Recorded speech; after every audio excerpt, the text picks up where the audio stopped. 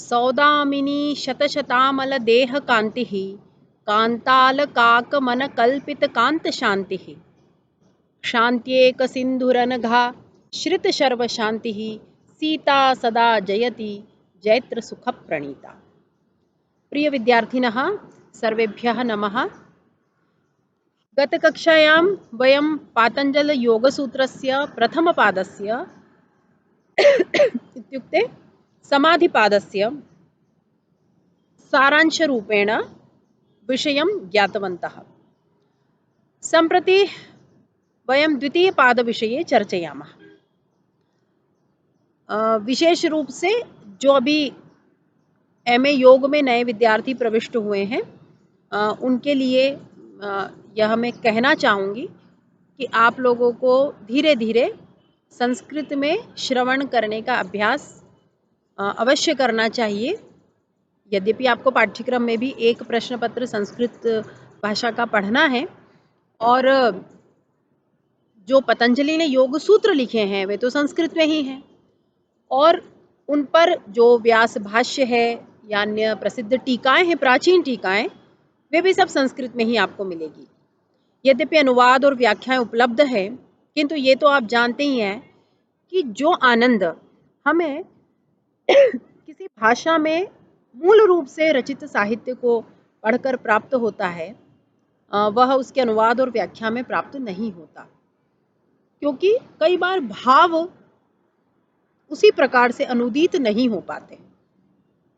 तो मुझे आपको ये कहने में प्रसन्नता होगी कि 2 वर्षों में आप में इतनी योग्यता आ जाएगी कि आप मूल संस्कृत को पढ़ करके भी अर्थ को जान पाएं। तो चलिए धीरे धीरे हम जब चतुर्थ प्रश्न पत्र की भी कक्षा होने लगेगी तब इस कक्षा में भी संस्कृत माध्यम से थोड़ी थोड़ी मात्रा में अध्यापन आरंभ करेंगे। तो आज हम बात कर रहे हैं साधन पाद की। समाधि पाद के जो मुख्य विषय थे, संप्रज्ञात समाधि, असंप्रज्ञात समाधि के स्वरूप तक हम चर्चा कर चुके हैं और अब बात आती है जो पतंजलि ने साधन पाद में आरंभ किया है क्रिया योग की।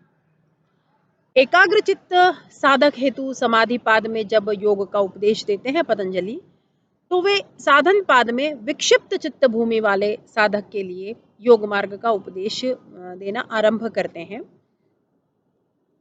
जिन लोगों ने पहले योग सूत्र पढ़ा होगा वे जानते हैं कि चित्त की 5 भूमियों का उल्लेख पतंजलि करते हैं: मूढ़, क्षिप्त, विक्षिप्त, एकाग्र और निरुद्ध। तो अधिकारी भेद से ये स्तर है और अधिकारी भेद है, इनके आधार पर पतंजलि ने मुक्ति का मार्ग भिन्न भिन्न बताया है।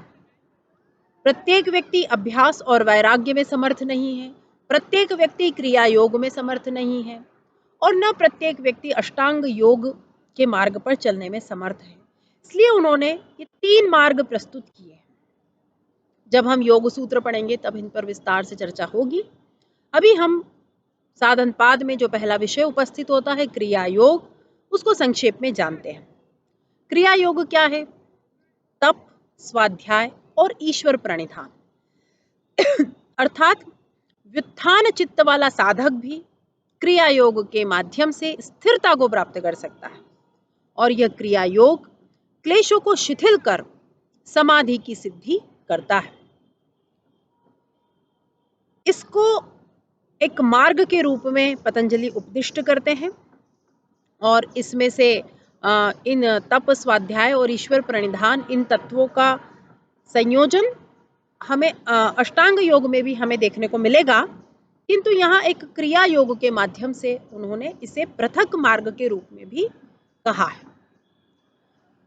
इसके बाद जो दूसरा विषय उपस्थित होता है वह है पंच क्लेशों का।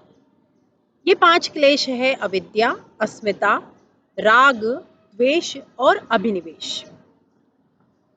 वैसे तो कोई भी दर्शन हो, सभी दर्शन प्रायः मूल रूप से इस पूरे प्रपंच की जड़ में अविद्या को ही स्थान देते हैं। कहीं कहीं अलग अलग नाम से इसको अभिव्यक्त किया गया है। तो पतंजलि भी पांचों क्लेशों में अविद्या को चारों क्लेशों की भूमि रूप मानते हैं और इस अविद्या की भूमि में ही इन बीजों का, चारों क्लेशों के बीजों का पल्लवन होता है। इस अविद्या के कारण ही मनुष्य जो चीज अनित्य है, अपवित्र है, दुखद है, उन सबको, उन जड़ पदार्थों को क्रमशः कैसा मानने लगता है कि वे नित्य है, पवित्र है, सुखद है और चेतन है। इस अविद्या से पोषित जो चतुर्विध क्लेश हैं, उनके विषय में कहते हुए पतंजलि का यह उल्लेख है कि दृष्टा अर्थात पुरुष और दर्शन शक्ति अर्थात बुद्धि, इन दोनों का एकत्व देखना ही द्वितीय क्लेश बन जाता है अर्थात अस्मिता। क्योंकि ये प्रकृति और पुरुष का जो संयोग है वही तो इस प्रपंच का कारण है, वही हमारी दृष्टि पर जो एक पड़ा हुआ आवरण है वह इसीलिए है, यही अस्मिता नामक क्लेश है। और जब हम इस संसार में सुख को भोगने लगते हैं तो उसके बाद चित्त में एक सुख को भोगने की इच्छा उत्पन्न होने लगती है, सुखानुशयी रागः, बार बार उस सुख के प्रति आकर्षण होता है, यही राग है।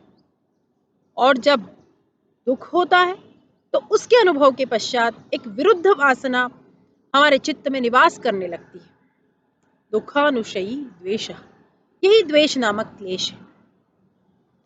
अब जो पांचवा क्लेश कहा है अभिनिवेश, उसके संदर्भ में कहते हैं कि जो मरण भय है, और यह मरण भय किसी मूढ़मती को होता है ऐसा नहीं, विद्वानों को भी होता है, यही अभिनिवेश नामक क्लेश है। पूर्व जन्म में अनुभूत मरण दुख के कारण वासना बल से इस जन्म में भी यह भय निरंतर बना रहता है और इसीलिए बड़े बड़े विद्वान ज्ञानी मृत्यु से डरते हैं। पतंजलि कहते हैं कि योग की सिद्धि के लिए ये पांचों क्लेश त्याज्य है। योगी के ये पांचों क्लेश दग्ध बीज के समान हो जाते हैं और ये जो सभी वृत्तियां हैं ये ध्यान के माध्यम से त्याज्य है, तभी कैवल्य का मार्ग सिद्ध होता है। ये पंच क्लेश गहन है, जटिल है। पतंजलि कहते हैं कि वर्तमान जन्म और भावी जन्म में अनुभव करने योग्य कर्म और वासनाओं का मूल ये पंच क्लेश ही है।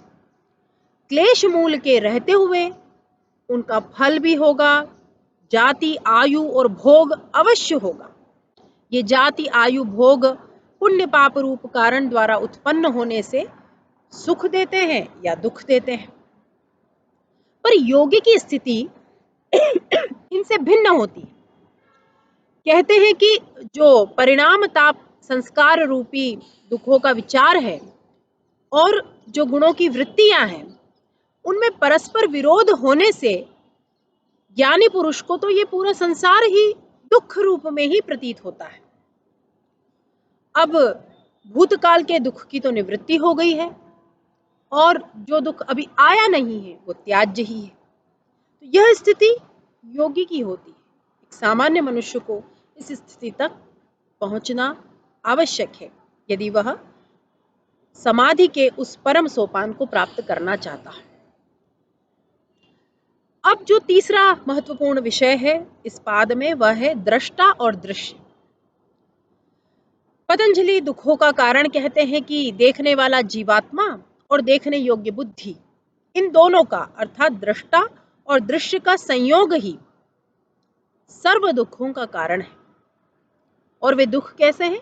त्याज्य हैं। दृश्य का स्वरूप और जो कार्य प्रयोजन है वह क्या है? तो स्वरूप उसका है कि वह प्रकाश, क्रिया और स्थिति अर्थात सत्व, रज और तम, इन तीनों गुणों से युक्त है, पंच महाभूतों से युक्त है और इंद्रिय रूप भोग और जो मोक्ष रूपी प्रयोजन है ये सब उसमें अंतर्निहित है। यही दृश्य का स्वरूप है।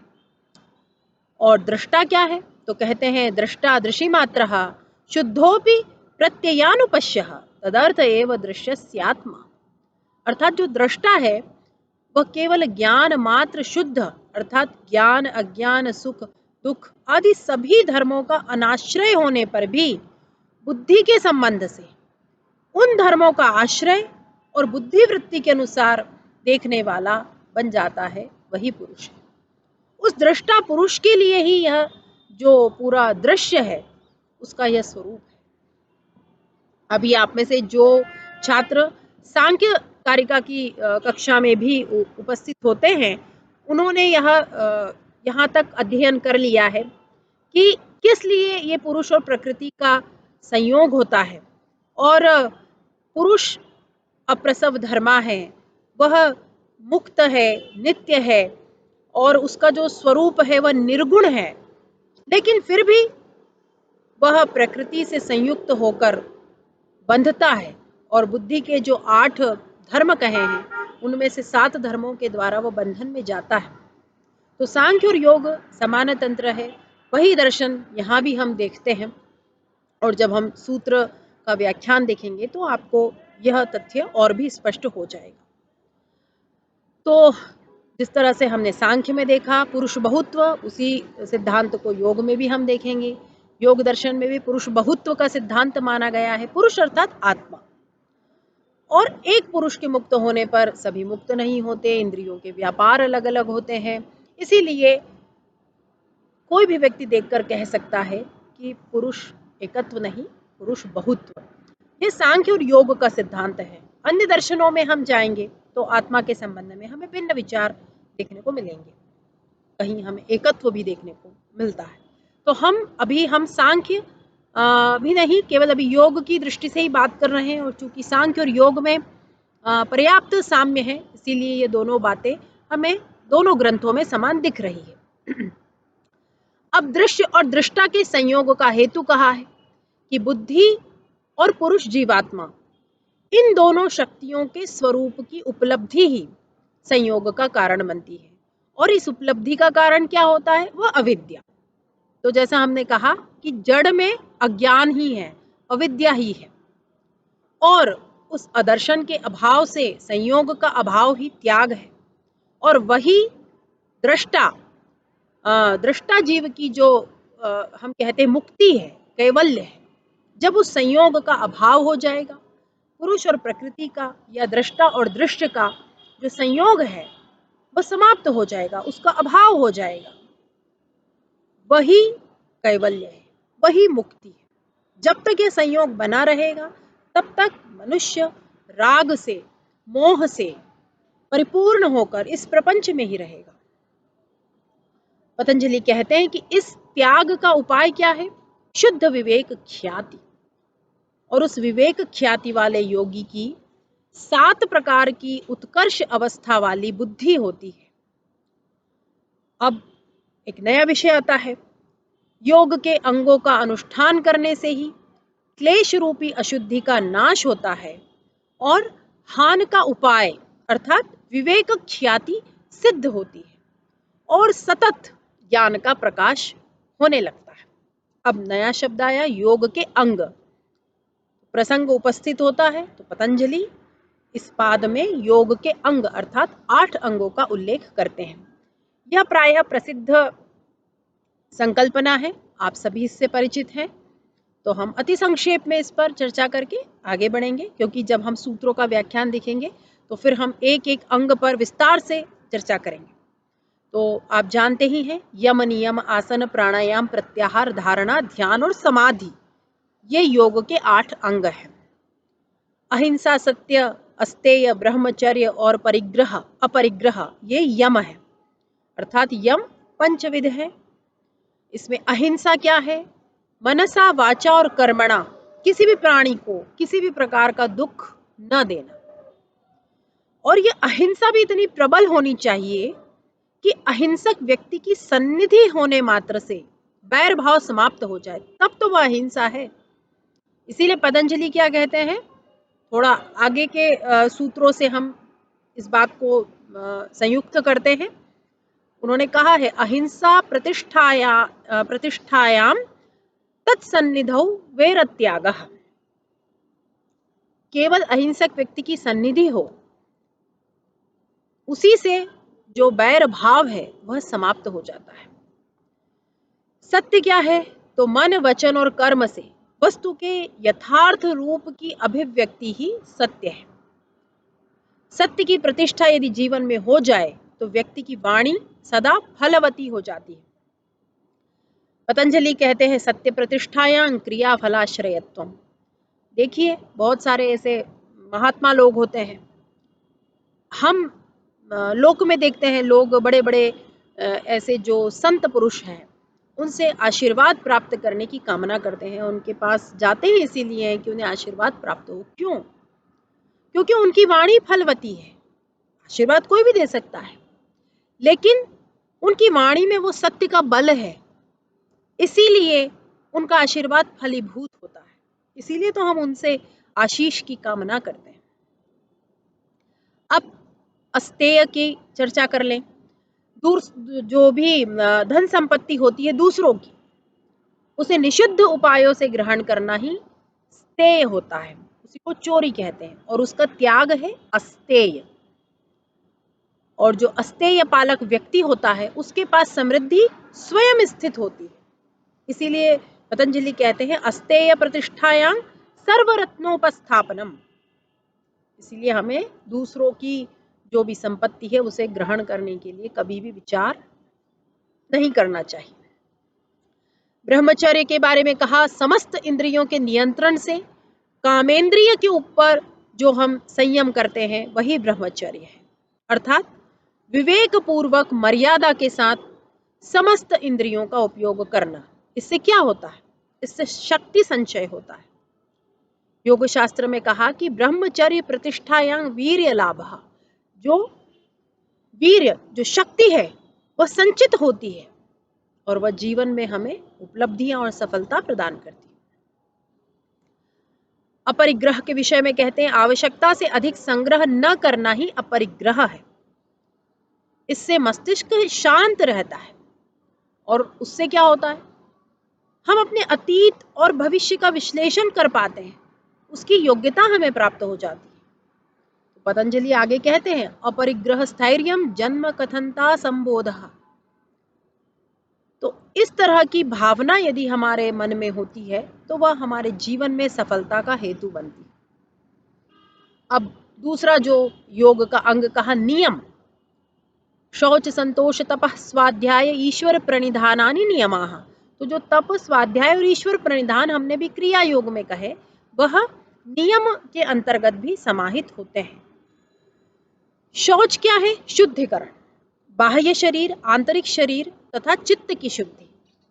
स्नान आदि के द्वारा बाह्य शुद्धि, सात्विक आहार, प्राणायाम, नेति इत्यादि जो यौगिक क्रियाएं हैं उनके द्वारा आंतरिक शरीर शुद्धि, और मैत्री, करुणा, मुदिता, उपेक्षा इत्यादि सद्भावों के द्वारा चित्त की शुद्धि अपेक्षित है। शौच के द्वारा राग आदि दोषों का नाश हो जाता है, चित्त निर्मल होने लगता है। इसलिए पतंजलि कहते हैं सत्व शुद्धि सौमनस्य एकाग्रेंद्रिय जयात्म दर्शन योग्यत्वानि च। अर्थात शौच आत्मदर्शन की योग्यता को प्रदान करता है। संतोष के बारे में कहते हैं कि प्रत्येक स्थिति में प्रसन्न रहना। संतोष का अर्थ आलस्य, प्रमाद या अकर्मण्यता नहीं है, अपितु यह सत्व की उच्चावस्था है जो आनंदमय कोश का विकास करती है। इसलिए पतंजलि कहते हैं संतोषाद अनुत्तम सुख लाभः। अब जो तीसरा अंग है नियम में, जो तीसरा विषय है वह है तप। तप अर्थात द्वंद्वों को सहन करने की क्षमता, शरीर और इंद्रियों को उच्च ध्येय के अनुरूप कठोर अनुशासन में ढालना ही कायिक तप है। वाणी का संयम वाचिक तप है, मन का संयम मानसिक तप है। तप के द्वारा शरीर व मन स्वस्थ होता है, निर्मल होता है, बलवान होता है। इसीलिए पतंजलि कहते हैं कायेंद्रिय सिद्धि क्षयात् तपसः। स्वाध्याय क्या है? यद्यपि वेदाध्ययन हेतु स्वाध्याय शब्द रूढ़ है, तथापि स्वाध्याय से हम प्रसंगानुकूल दो अर्थ कह सकते हैं, स्वयं अध्ययन करना और स्वयं का अध्ययन करना। और यदि इस दृष्टि से भी देखें तो जो योग संबंधी ग्रंथ है उनका अध्ययन करना, उनका मनन करना, चिंतन करना, इसको हम स्वाध्याय शब्द से समझेंगे। और तैत्तिरीय उपनिषद में भी आता है स्वाध्यायान मा प्रमदः। तो यह केवल विद्यार्थी के लिए नहीं, प्रत्येक व्यक्ति के लिए, और जो योग मार्ग पर जाने वाला है, जा रहा है, उसके लिए तो यह अपरिहार्य है। ईश्वर प्रणिधान बहुत ही सुंदर संकल्पना, कुछ नहीं कर सकते तो प्रपत्ति अर्थात ईश्वर के प्रति पूर्ण समर्पण। गीता में भगवान अर्जुन को इस विषय पर अनेक उपदेश दे रहे हैं कि जो भी कुछ करते हो मुझ में अर्पित करो। इस तरह से गीता में भी हम योग के सूत्रों को प्राप्त करते हैं और सांख्य में भी इसका प्रभाव हम देखते हैं। तो यह एक बहुत ही व्यापक दर्शन है, व्यापक परिकल्पना है। अब जो तृतीय क्रम है वह है आसन का। तो जो तृतीय सोपान है उसके लिए कहा स्थिर सुखम आसनम। स्थिरता पूर्वक पीड़ा रहित स्थिति का नाम ही आसन है, जिस स्थिति में साधक सुखपूर्वक स्थिर होकर चिरकाल तक साधना हेतु स्थित रह सके। आसनों से ही विभिन्न व्यवधानों पर जय प्राप्त करने में मनुष्य समर्थ होगा। इसलिए पतंजलि कहते हैं ततो द्वंद्वानभिघातः। सारे द्वंद्व दूर होने लगते हैं अगर आसन जय हो जाए। प्राणायाम के संबंध में पतंजलि का कथन है तस्मिन् सति श्वास प्रश्वासयोर गतिविच्छेदः प्राणायामः। प्राण जीवन का आधार है। प्राणायाम इस प्राण शक्ति के नियंत्रण और विस्तार की विद्या है। इसमें 3 क्रियाएं निहित है। बाह्य वृत्ति अर्थात कोष्ठ में स्थित वायु को बाहर निकालने की क्रिया जिसे रेचक कहते हैं। अभ्यंतर वृत्ति अर्थात बाहर की वायु को अंदर लेने की क्रिया जिसे पूरक कहते हैं। और तृतीय स्तंभ वृत्ति अर्थात बाहर की वायु को बाहर तथा अंदर की वायु को अंदर ही रोकना, इसे कुंभक कहते हैं। आप सभी तो इसका अभ्यास भी करते होंगे। ये उसका सिद्धांत है जो मैंने आपको बताया। अगला सोपान है प्रत्याहार। योग में कहा, योग सूत्रों में कहा स्वविषया संप्रयोगे चित्तस्य स्वरूपानुकार इवेन्द्रियाणां प्रत्याहारः ततः परमावश्यतेन्द्रियाणां। इंद्रियों का संयम ही प्रत्याहार है, जिससे चित्त में बाह्य विषयों की प्रतिच्छाया न होकर आत्मबिंब उभरे। तो इस तरह की यह जो संकल्पना योग दर्शन में पतंजलि ने अपने द्वितीय पाद साधन पाद में अभिव्यक्त की, उस पर हमने आज चर्चा की। अंधकार भी हो रहा है और हमारा ये जो विषय है यह भी अभी हम यहीं रोकेंगे, क्योंकि ये जो हमने अभी आज जिन अंगों पर चर्चा की ये सभी बहिरंग साधन हैं और धारणा, ध्यान और समाधि ये अंतरंग साधन हैं, जिनका विवेचन तृतीय पाद अर्थात विभूति पाद में हम देखेंगे। तो हम विभूति पाद की चर्चा कल की कक्षा में करेंगे। तो आज हम यहीं विश्राम लेते हैं। पुनर्मिलामः। नमो नमः। धन्यवादः।